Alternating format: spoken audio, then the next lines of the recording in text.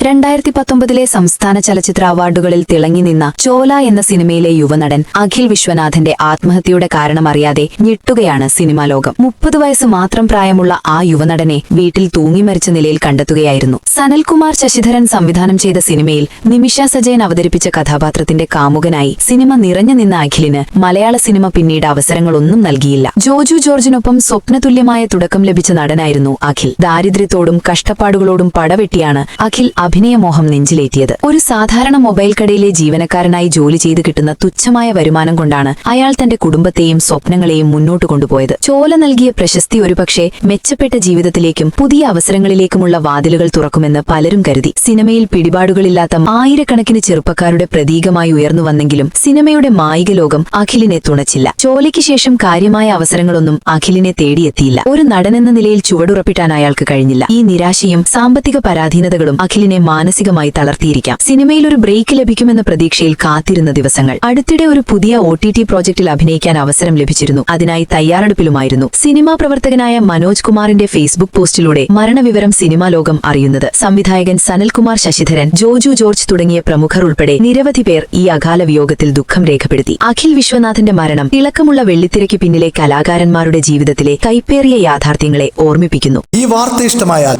Subscribe ചെയ്യൂ. Cyber വിലാസം media network.